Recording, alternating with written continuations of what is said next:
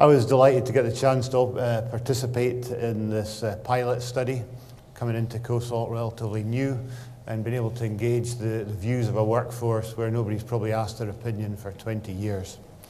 So it was a great opportunity for us. I want to share some of the practicalities of doing the survey. Have a look at the results we got and the sort of results you'll get if you sign up and what you can do with them. And then lastly talk about the follow-up to the survey. And for me, there's no point in signing up to do it if you don't follow through. So, conducting the survey. As Ian said, it's an online survey. We do have a paper version as well, and one of the first decisions you have to make is how you're actually going to roll this out. We actually largely used paper because we didn't have a huge amount of access to PCs at the individual facilities, and when we asked around, the level of understanding and competence in using some of the technology maybe wasn't as high as it could be. So we opted for paper. There is a cost for using paper. The online survey is easy to use and very cheap to administer, so there is a cost issue to consider as well. There's plenty of posters and material around, so advertise the survey in advance at team meetings, create a bit of anticipation for what's coming. There's posters, put up on notice boards, plenty of material to advertise the fact that this is coming and get a bit of anticipation going. Emphasize that this is not your normal company survey. This is a step change in safety survey. It's independent and it's confidential.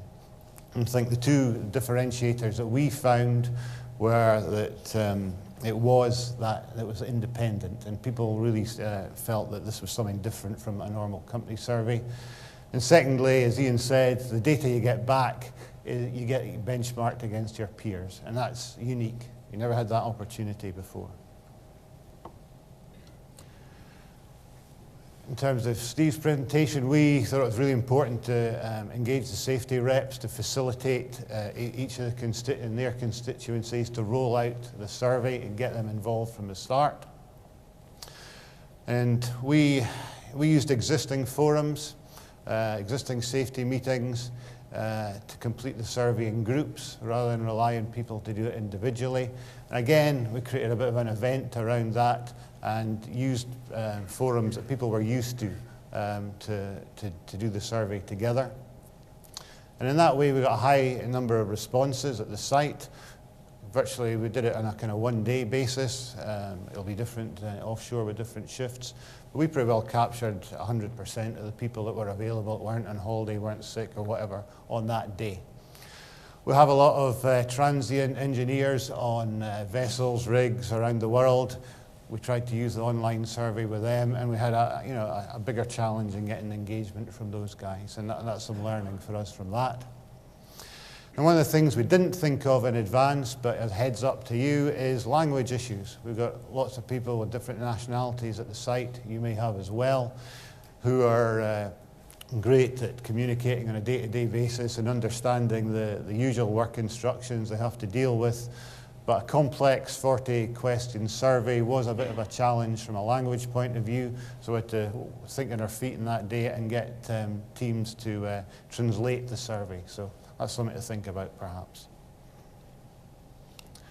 So having done the survey, they all went into step change, who analysed the results. We didn't see the individual survey responses. But a couple of weeks later, we got back a really good package of information which presented the results from our site in just about every way imaginable that you would want to see the data. So I've got some of the views here. These are our actual results. Lots of information on that slide. The questions, as we've seen from the ones we've trialed, move from strongly disagree to strongly agree. And you get your results focusing on the favourable responses. So you can see ours are grouped pretty tightly from sort of 72 to 77% favourable responses against each of the dimensions that Ian talked about: visibility, communication, involvement, support, participation, and challenge. So the questions are designed to tap into those dimensions, and you get your results fed back in that way. You get the number of responses, you get the benchmarking against the lowest industry answer, the average industry answer, and the highest industry answer, and you get the variance in each dimension against your peers.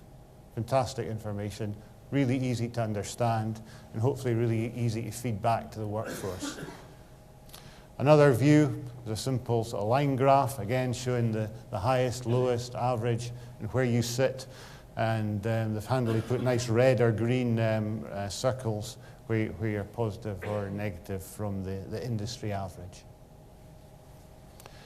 And if you want to drill down into each one of those dimensions, the questions in each dimension are then, you get the answers for each one of those individually for each dimension. That's the visibility dimension.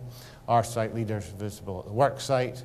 We're an onshore work site. Maybe it's easier for us to be visible. Maybe it's not. But for each of the dimensions, you get that sort of analysis for each question. So it's a huge amount of information. Fantastic. So what was our response to that?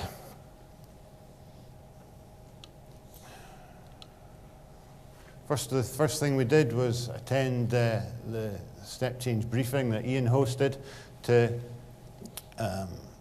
present the generic results and help people understand and interpret what they mean. Understand the different correlation between response rate and profile of the selected sites that would have in your own results. I think it's important to understand that the results aren't good or bad, but they're a baseline and an enabler for improvement for your work site. We analysed what we call the top fives, and we'll come back to that. We recognised the positive variances as well as the improvement areas. And I think, again, that speaks to what Steve was talking about earlier on this morning, about celebrating some of the successes, focusing also on the things we do well. And then we identified the actions, or tried to identify the actions that would help us drive improvement. So the first thing we did was roll it out. The first meeting we had was rolling it back to the safety committee, including the safety reps who had facilitated the exercise. They'd done the work, so it was important that they got first sight of the outcome. And interestingly, we had a strange response, or we thought it was a strange response to the question about being fully involved. We didn't really understand it, so immediately one of the safety reps volunteered to do a little mini survey focused on that issue, and I'll show you what that showed. We then rolled it out to our senior management team, and then rolled out a detailed presentation along these lines to our monthly management team meeting. It took a bit of time to go through this. And then it was their job to cascade it through their fortnightly or monthly departmental meetings right out to everybody in the workforce. We are in the process of working out our improvement actions, and those are incorporated now into our annual improvement plan. So we got a low score to the question, I feel fully involved in health and safety at the work site. It surprised me, intrigued me, so the guys did the mini survey, and it actually showed, there was a bit of ambiguity in the questioning. People thought they felt involved, but maybe not fully involved. To be fully involved, they actually thought that you'd have to have health and safety or some sort of management in your job title that would make you fully involved. They actually felt involved. So a bit of ambiguity there, and we've fed that back to the steering group, and we're looking at maybe how we adjust the wording of that question to take away that ambiguity. So that was pretty valuable feedback. We said we analysed our top fives. You get 43 answers. How do you manage that? What we did, and just the way we did it, it's not mandatory. We said, what's the 5 lowest scores? And what are the 5 scores where we've got the biggest variances from their peer group? We also looked at the 5 highest scores, the things we were doing well, and the 5 most positive variances from the industry average. And that was good because we were able to see that people were clear on their responsibilities. They do take responsibility. They feel motivated. So there's a lot of really positive stuff coming out of there. Our site leaders were visible at the work site. Again, that was good feedback. And then We focused in terms of improvement actions on the lowest scores and the ones with the biggest variance from the industry average. And those we've incorporated into our improvement plan. These actions are still in draft, but what we said in our improvement plan was we would finalise the follow-up actions to the survey by the end of Q1, and that's just kind of where we are at the moment. We'll formalise these next week, and then they go into the plan. So yes, site leaders get time to know workers at a personal level. We formed a social committee last year, so there's an obvious action for them that we can get some events going where we do actually take time to get to know each other better at a personal level. And so there's a whole load of actions we will take. A lot about feedback. There's ways we can get feedback back to the workforce in terms of rolling out the safety committee meeting minutes, rolling out the follow-up actions to observation cards, etc., a bit more visibly than we do at the moment. And that's what we'll set about doing this year. So that's how we've done it. I think we've got a lot out of it, and I hope we'll continue to get a lot out of it this year as we follow through in the actions. So I would thoroughly recommend the experience, and hopefully a lot of people today will sign up to do the survey. As Ian said, we can talk more about the detail at the poster sessions.